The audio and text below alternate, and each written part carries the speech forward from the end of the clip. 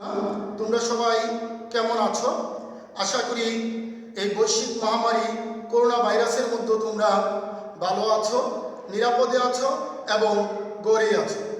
আমি আল্লাহর রহমতে তোমাদের দোয়ায় ভালো আছি। দেবগ্রাম সরকারি পাইলট মডেল উচ্চ বিদ্যালয়ের অনলাইন ক্লাসে স্বাগত জানাচ্ছি। আমি মোহাম্মদ শাহাদুল হোসেন, সহকারী শিক্ষক, দেবগ্রাম সরকারি পাইলট মডেল উচ্চ বিদ্যালয়, আখাউড়া, ব্রাহ্মণবাড়িয়া। আমি প্রথমে ক্লাসের শুরুতে তোমাদেরকে একটি ঘটনা বলছি। গত ঈদ উল ফিতরের পরের দিন হঠাৎ করে আমার মোবাইলে একটি ফোন কল আসে। অপর প্রান্ত থেকে একজন শিক্ষার্থী বলে ওঠে, স্যার আমাকে বাঁচান। আমি অনেকটা চমকিয়ে উঠি। শিক্ষার্থী স্যার বলে সম্বোধন করায় আমি বুঝতে পেরেছি আমার শিক্ষার্থী হবে, কিন্তু পরিচয় নিশ্চিত হওয়ার জন্য আমি বলি, মা তুমি কে? প্রতি উত্তরে সে বলে, স্যার আমি আপনার বিদ্যালয়ের নবম শ্রেণীর শিক্ষার্থী। আমি তাকে বলি, মা তোমার সমস্যা কি, একটু সুন্দরভাবে বলো। সে বলে উঠল, স্যার আমি বিয়ে বসতে চাই না, কিন্তু আমার পিতামাতা জোর করে আমাকে বিয়ে দিচ্ছে। স্যার আপনি আমার বিয়েটা বন্ধ করার ব্যবস্থা করুন। আমি তাকে সান্ত্বনা দিয়ে বলি, তোমার বিয়ে হবে না, তুমি লেখাপড়া করতে পারবে, তুমি তোমার অভিভাবকের মোবাইল নাম্বারটি এবং তোমার ঠিকানাটা বলো। শিক্ষার্থীর সাথে সাথে অভিভাবকের মোবাইল নাম্বার এবং তাদের ঠিকানাটি আমার কাছে দেয়। আমি তার ফোনটি রেখে আমি প্রথমে আমার স্কুলের শ্রদ্ধাভাজন প্রধান শিক্ষক শেখ মোহাম্মদ মাহফুজুর রহমান স্যারকে ফোন করে বিষয়টি অবহিত করি এবং স্যারকে আমি অনুরোধ করি, স্যার যে কোনো মূল্যে হোক এই বিয়েটি বন্ধ করতে হবে। স্যার আমাকে আশ্বস্ত করে বলে, সাহায্য সব চিন্তা করবেন না, অবশ্যই এই অল্প বয়সের মেয়েটির বিয়ের বন্ধের যে প্রয়োজনীয় ব্যবস্থা আমি অবশ্যই গ্রহণ করব। আমি পরদিন বিকালবেলা স্যারকে ফোন করে বিষয়টি জানতে চাই। স্যার বলেছে যে আমি সহ আমার বিদ্যালয়ের সিনিয়র শিক্ষকদেরকে নিয়ে ওই মেয়ের বাড়িতে গিয়েছিলাম এবং মেয়ের অভিভাবককে বুঝিয়ে বিয়েটি বন্ধ করার ব্যবস্থা করি। শিক্ষার্থী বন্ধুরা, তোমরা নিশ্চয় বুঝতে পেরেছ আমাদের নবম শ্রেণীর শিক্ষার্থী, তার বয়স সর্বোচ্চ 13 থেকে 14 বছর। এই বয়সে বিয়ে হওয়ার প্রক্রিয়া চলছিল, কিন্তু মেয়েটির অদম্য সাহসিকতার কারণে শেষ পর্যন্ত বিয়েটি বন্ধ হয়। আচ্ছা শিক্ষার্থী বন্ধুরা, আজকে যদি স্বাভাবিক শ্রেণী কার্যক্রম হতো, তোমাদেরকে যদি প্রশ্ন করতাম এই ধরনের বিয়ের প্রক্রিয়াকে কি বলা হয়, তোমাদের কাছ থেকে একটি উত্তর আসতো, স্যার এটি বাল্য বিবাহ। আজকে অনলাইনে যারা আমার ক্লাস দেখছো তারা হয়তো বলার চেষ্টা করতেছো যে বিয়েটি হচ্ছে বাল্য বিবাহ। চলো আজকে আমি তোমাদেরকে বাল্য বিবাহ নিয়ে ক্লাস করব। আমাদের আজকে বিষয় হচ্ছে বাল্য বিবাহ।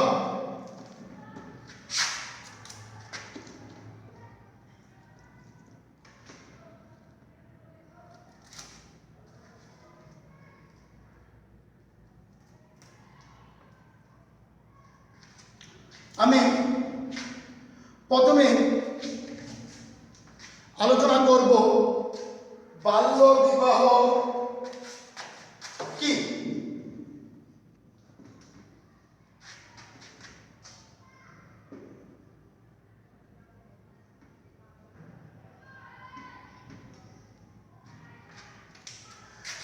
সাধারণভাবে বাল্য বিবাহ বলতে আমরা বুঝি বাল্যকালে বা অল্প বয়সে যে বিয়ে সংঘটিত হয় সেটি হচ্ছে বাল্য বিবাহ।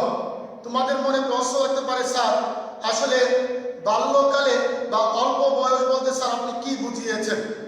তোমরা নিশ্চয় জানো আমাদের এই বাংলাদেশে আইন অনুযায়ী মেয়েদের সর্বনিম্ন বিবাহের বয়স হচ্ছে 18 এবং ছেলেদের বয়স হচ্ছে 21।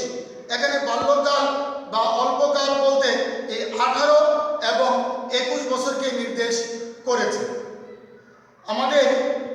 তাহলে আমরা বাল্য বিবাহ বলতে বুঝি নির্ধারিত, অর্থাৎ ছেলে অথবা মেয়ে যে অনুমোদিত বয়স, সেই বয়সের নিচে যদি কোনো বিবাহ সংঘটিত হয় সেটি বাল্য বিবাহ।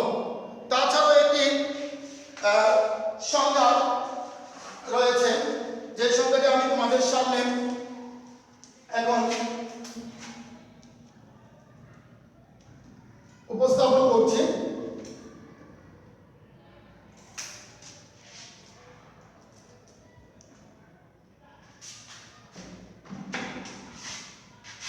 তোমরা সবাই খাতা কলম নিয়ে লিখতে পারো যে বিয়েতে বর ও কনে উভয় শিশু অথবা বর ও কনের মধ্যে যে কোনো একজন শিশু এই ধরনের বিয়েকে বাল্য বিবাহ বলা হয়। আশা করি তোমরা বাল্য বিবাহের সংজ্ঞাটি বুঝতে পেরেছ। আমাদের এই বাংলাদেশে বাল্য বিবাহের পরিমাণ দিনের পর দিন বৃদ্ধি পাচ্ছে, আর এই বৃদ্ধি পাওয়ার পিছনে নানাবিধ কারণ রয়েছে। আমি যদি আজকে স্বাভাবিক শ্রেণী কার্যক্রম হতো তোমাদেরকে যদি প্রশ্ন করতাম, তোমরা বিভিন্ন ধরনের কারণ উল্লেখ করতে, কেউ বলতে স্যার বাল্য বিবাহের কারণ হচ্ছে দরিদ্রতা, কেউ বলতে যৌথ, কেউ বলতে ইফটিজিং। আসলেই তাই। আমি তোমাদের সামনে বাল্য বিবাহের কারণসমূহ এখন উপস্থাপন করব।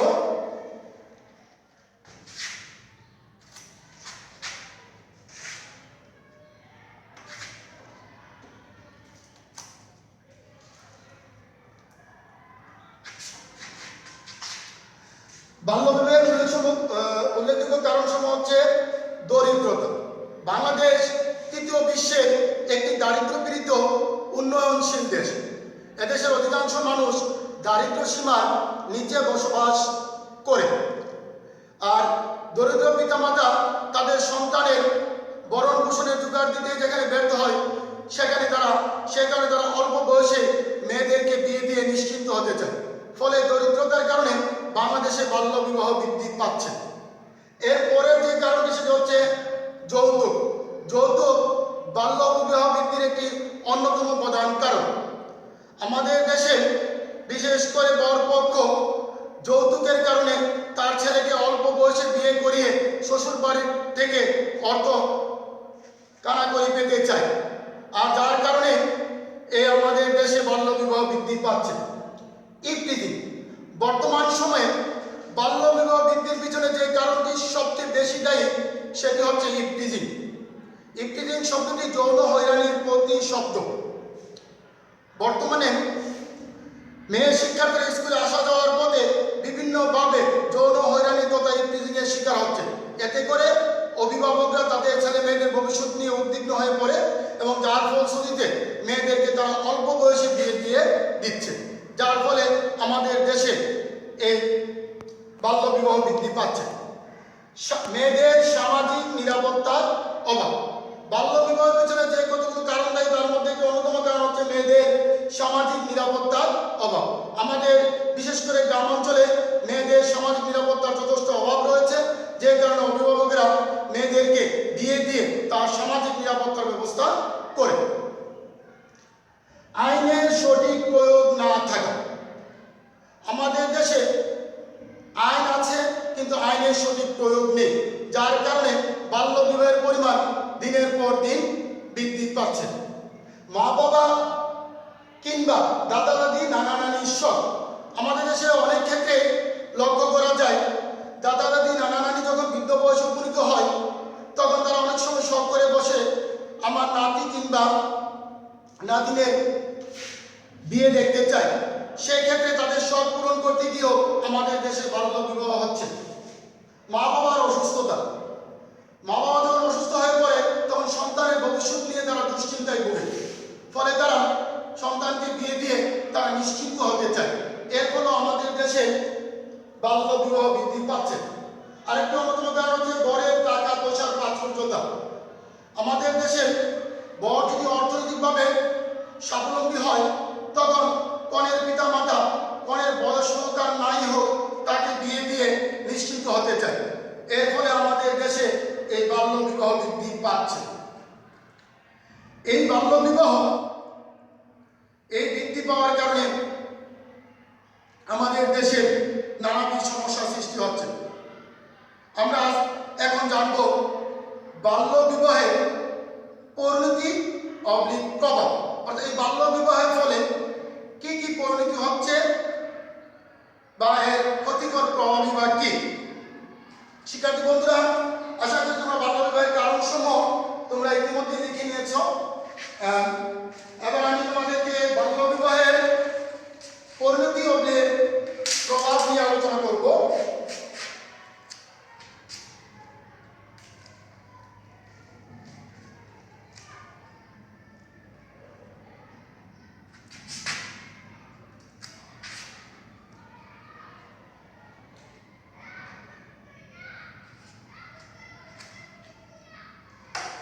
বাল্য বিবাহের পরিণতি এবং প্রভাব রয়েছে, তোমরা হাতা কলম নিয়ে লিখতে থাকো। মেয়েরা তাদের মৌলিক অধিকার থেকে বঞ্চিত হয়।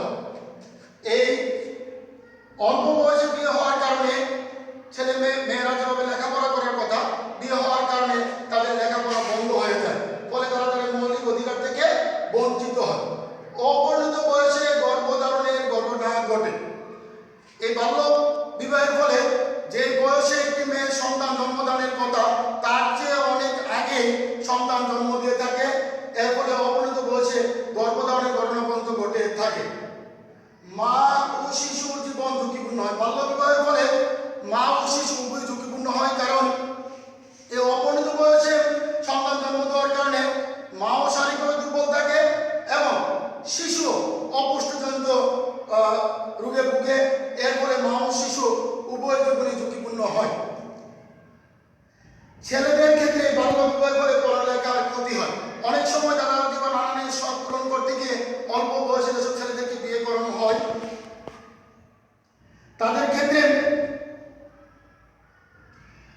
ক্ষেত্রে লেখাপড়া বন্ধ হয়ে যায়। তাদের স্বাভাবিক যে লেখাপড়ার গতি সেটা তারা হারিয়ে ফেলে।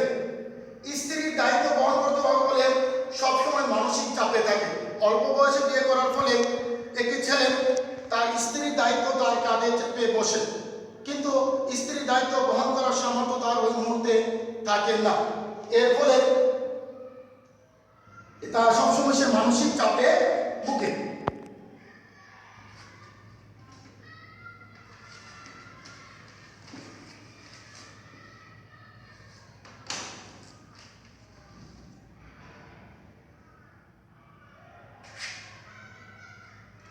শিক্ষার্থী বন্ধুরা, আশা করি তোমরা বাল্য বিবাহের পরিণতি এবং প্রভাবগুলো তোমরা লিখে নিয়েছ। তোমরা তোমাদের স্যার একটি বাড়ির কাজ দিচ্ছি, তোমরা লিখে নাও। এটি স্কুল খোলার পর আমি তোমাদের কাছ থেকে আদায় করব। বাল্য বিবাহ প্রতিরোধে দৃঢ়প্রত্যয়ী হতে করণীয় সমূহ আলোচনা করো। আমি আবার বলছি, বাল্য বিবাহ প্রতিরোধে দৃঢ়প্রত্যয়ী হতে করণীয় সমূহ আলোচনা করো। সবাইকে ধন্যবাদ জানিয়ে আজকের এই অনলাইন ক্লাস এখানে সমাপ্তি করছি। পরবর্তী ক্লাসে আবারও তোমাদের সাথে দেখা হবে সেই প্রত্যাশায় আজকের মতো বিদায়।